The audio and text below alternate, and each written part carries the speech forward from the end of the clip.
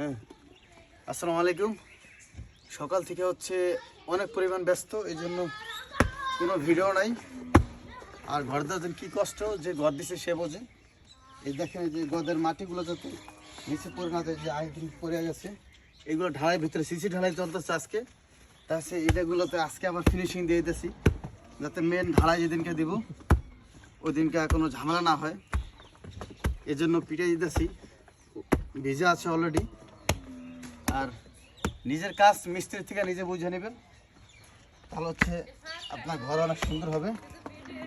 সকাল থেকে হচ্ছে সিমেন্ট আনছি 120 ব্যাগ।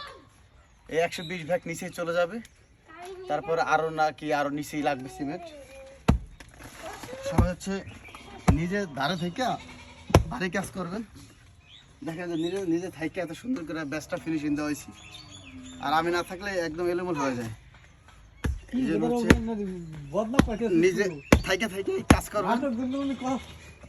আর হচ্ছে যে দেখো তাদের যে এখানে কি কি দেওয়া আছে, নিচে হচ্ছে প্রথমে বালু দেওয়া আছে, এরপর পলি, এরপর ইটের উপরে সিসি ঢালাই, তারপর হচ্ছিল কি হবে, তারপর ব্যাস ঢালাই, এটার উপরে খাসি দিয়ে ব্যাস ঢালাই হবে। 3 স্টেপ হচ্ছে আমরা এটা দিতেছি। আর এটা হচ্ছে অলরেডি কয়তলা? 3 তলা ফাউন্ডেশন। সব হচ্ছে আমাদের জন্য দোয়া করবেন, যাতে খুব সুন্দর করে আমরা ঘরের কাজটা শেষ করতে পারি। যে পরিমাণ টাকা লাগে একটা ঘর দিতে বলে বোঝানো যাবে না। আর টাকার থেকে সবচেয়ে বেশি হলো কষ্ট। সকালে ঘুমের থেকে উঠবেন, ওঠার পরে আপনার ডিউটি শুরু। এই পানি দিতে হবে, নাহলে কোনো মাল সামান কিনতে হবে, আর না হয়ে যায় কাজ করতে হবে। সিমেন্ট কিনতে যাও, ওইটা কিনতে যাও, এটা লাগবে ওটা লাগবে, বিশাল ঝামেলা।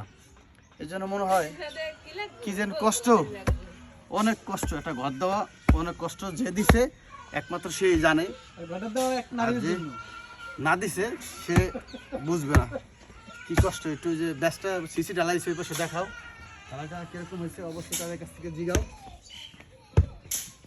তোর অনুভূতি কও।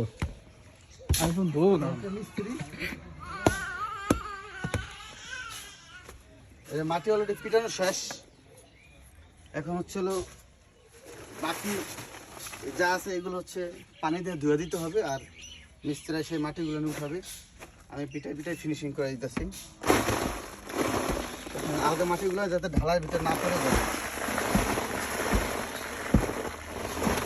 এভাবে না পিটে দিলে মাটিগুলো সরানো বেশি উত্তম। আপনারা এই ভুল করবেন না, এই মাটিগুলো সরাই দিবেন, তাহলে ভালো হয়ে যাবে।